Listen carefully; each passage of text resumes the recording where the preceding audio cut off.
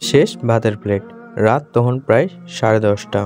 ঢাকার এক ছোট্ট হোটেলের কোণে বসে এক তরুণ চুপচাপ ভাত খাচ্ছে। তার সামনে শুধু এক প্লেট ভাত আর একটু ডাল। চেহারাটা ক্লান্ত, চোখ দুটো লাল, কিন্তু মুখে এক অদ্ভুত দৃঢ়তা। হোটেলওয়ালা হেসে বলল, ভাই, এতটুকু খাইয়া কেমনে হবে? আর একটু ভাত দেই? তরুণটা তাকালো না, শুধু বলল, না ভাই, আজ এতটুকুই যথেষ্ট। কারণ আগামীকাল আমি কিছু বদলে ফেলবো। ওর নাম রিফাত, দিনাজপুরের এক গরিব গ্রামের ছেলে। বাবা নেই, মা অসুস্থ। একটা পুরনো ব্যাগ করে ঢাকায় এসেছে স্বপ্ন নিয়ে, নিজেকে কিছু একটা বানানোর স্বপ্ন। প্রথমেই রিক্সা চালাতো, রাতের দোকানে কাজ করত।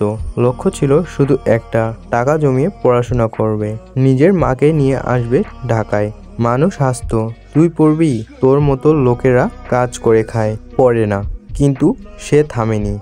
প্রতিদিন রাতে ঘুমানোর আগে একটা কথা বলতো নিজেকে, আজ আমি ক্লান্ত হতে পারি, কিন্তু হাল ছাড়বো না। দিন গড়ালো, বছর পেরোলো।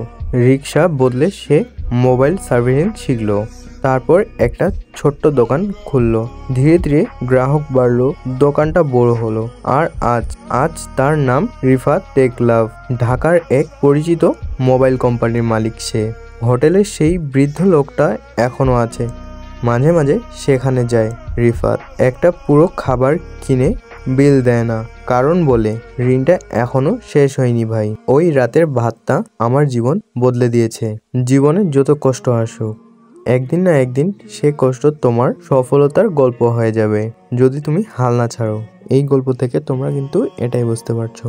আসসালামু আলাইকুম বন্ধুরা, তোমাদেরকে যদি আমার গল্পগুলো ভালো লাগে তাহলে ভিডিওতে একটা লাইক, কমেন্ট আর শেয়ার করতে কিন্তু ভুলবা না। আরও নতুন নতুন গল্প চাও তাহলে আমার চ্যানেলটা সাবস্ক্রাইব করে দিতে পারো।